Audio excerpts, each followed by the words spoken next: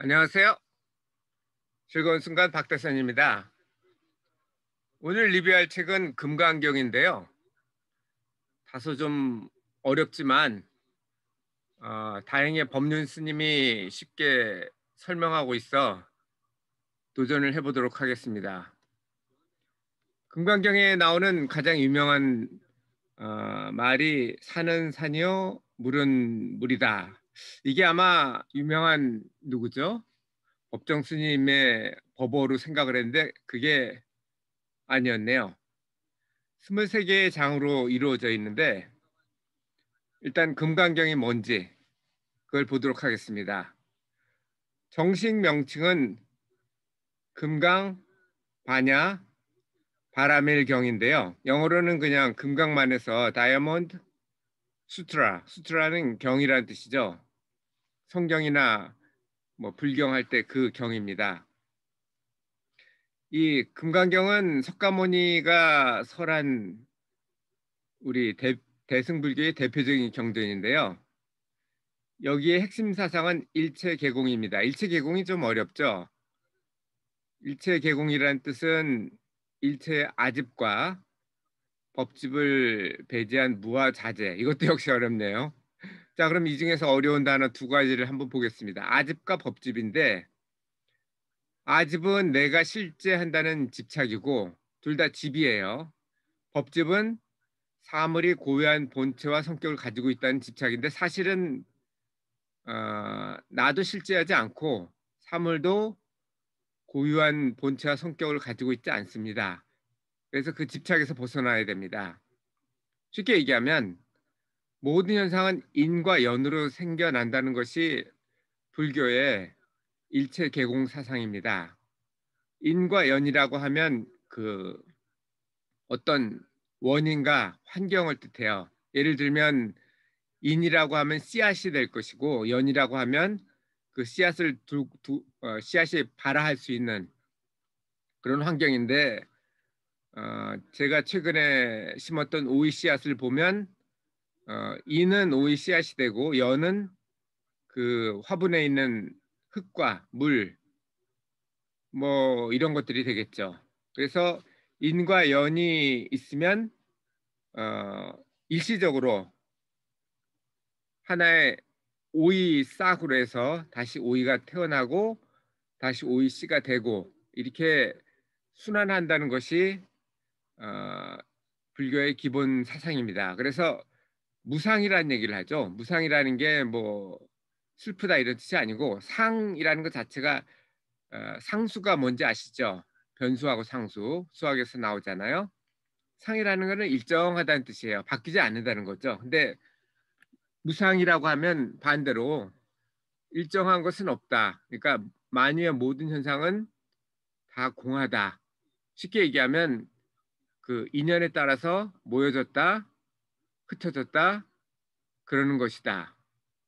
그래서 결국은 존재물에는 자체나 실체나 혹은 아라는 게 스스로 나라는 뜻이잖아요.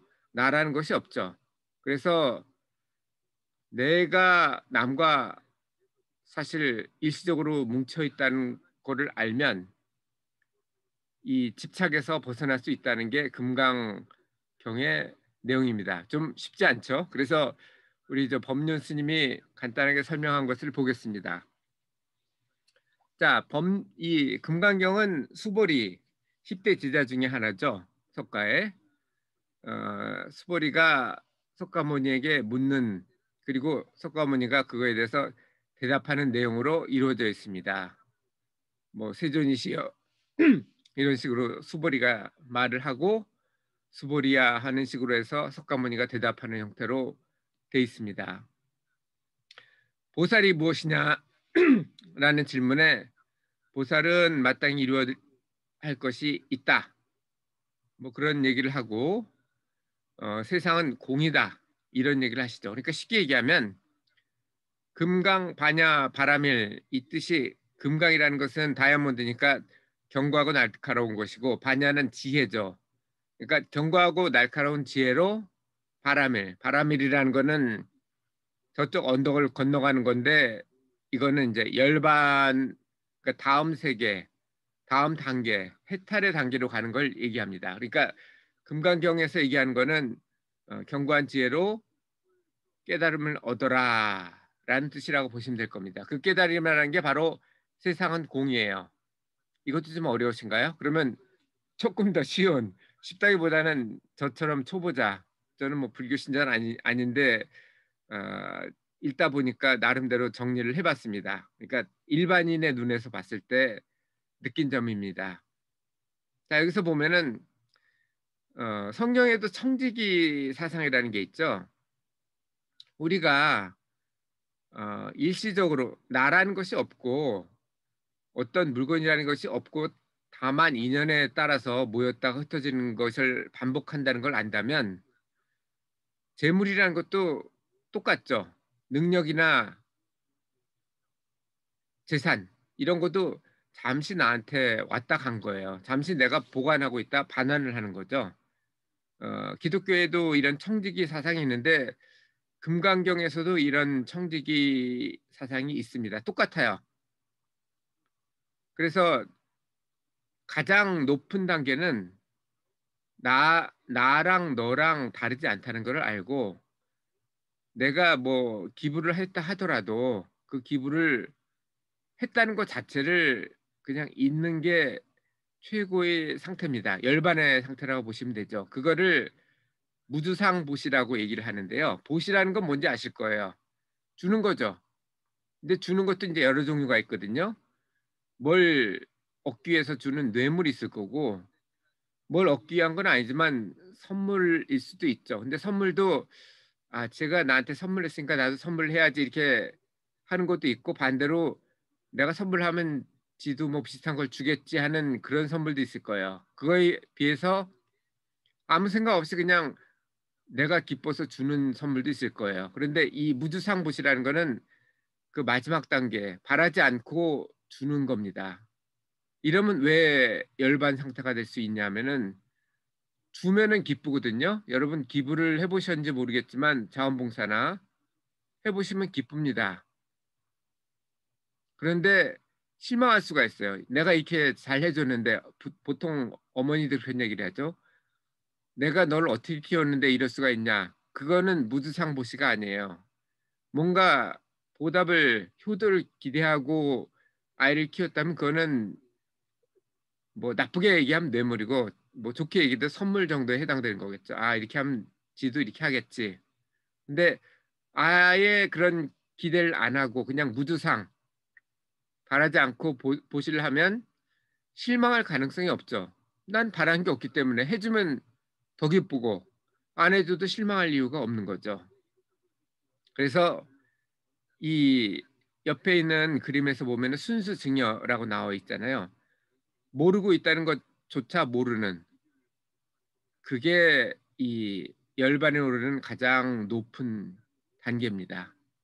뭐 호혜 관계가 아까 그 선물 정도였을 거고 매매 관계는 뇌물 정도에 해당될 수 있을 거예요. 자, 금강경 뭐 별로 어렵지 않죠. 근데 사실은 좀 어렵긴 해요. 자, 오늘 열반에 대해서 느낀 점은 무엇인가요? 열반이라는 거는 뭐 우리가 뭐 열반에 드셨다 그러면 죽었다라는 것을 의미하기도 하지만 적어도 이 세상에 어떤 집착에서 벗어나는 것을 뜻하기도 해요. 그런데 이게 꼭 죽음으로만 이루어지는 건 아니고요.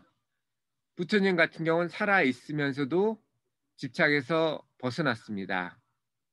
보리수 아래 앉아서 대정심을 하죠. 내가 깨닫지 않으면 여기서 일어나지 않겠다. 이런 생각을 하고 정진을 합니다. 그러다가 어느 순간에 대해서는 그 깨달음 자체에 대한 그런 집착까지도 잊게 되죠. 그때 바로 열반에 드는 겁니다. 죽으면 당연히 열반에 들죠. 집착이 뭐 갖고 싶어도 없으니까. 하지만 살아 있어도 나와 남이 다르지 않고 내가 가진 것이 내 것이 내 것만이 아니고 단지 나한테 맡겨진 잠시 맡겨진 것이라고 하면 쓸 때 나뿐 아니라 남을 위해서도 쓸 수 있죠. 이거는 스토아주의나 공리주의에서도 나오지만 나한테 조금 해롭더라도 남한테 많이 도움이 된다면 기쁘게 쓸 수 있는 게 기쁘게 기부할 수 있는 것이 바로 이 그 해탈의 단계, 바람일을 어 도달할 수 있는 그런 단계가 되지 않나 싶습니다. 여러분은 어떠신가요? 금강경 많이 얘기는 들으셨지만 무슨 내용인지는 잘 모르셨을 거예요. 저도 그렇습니다. 저도 쭉 읽다 보니까 다행히 운이 좋아서 먼저 그 내용을 알게 되었는데요. 사실 서양이나 동양이나 기독교나 불교나 별 차이가 없어요. 다 황금률은 같습니다. 우리가 이 세상을 얼마나 더 좋게 만드냐에 따라서 우리가 깨달음, 뭐 좀 다른 점이 있죠. 불교에서는 깨달으면 모두 신이 될 수 있다, 부처가 될 수 있다 하고 있고 기독교에서는 그게 아니죠. 유일신 사상이니까. 하지만 저는 그 깨달음을 통해서 모두가 부처가 될 수 있다라는 것에 조금 더 끌립니다. 여러분은 어떠신가요? 이상 오늘도 즐거운 순간의 박대선이었고요. 오늘까지 해서 1차 추천 도서는 전부 리뷰를 했습니다. 다음부터는 2차 추천 도서를 할 건데요. 그게 한 1년 전부터 제가 이 유튜브 리뷰를 시작했으니까 한 1년 동안 읽은 책 중에 많이 읽었어요. 몇백 권 읽은 것 같은데 정확히 제가 기억은 안 나고 그중에 리뷰할 만한 책이 한 10권 정도가 되는 것 같습니다. 그거를 끝내면 그다음부터는 조금 띄엄띄엄 갈 것 같습니다. 뭐 좋은 책을 구하기가 쉽지가 않거든요. 여러분도 좋은 책이 있으면 같이 쉐어를 했으면 좋겠습니다. 오늘도 즐거운 순간 박대선이었습니다. 감사합니다.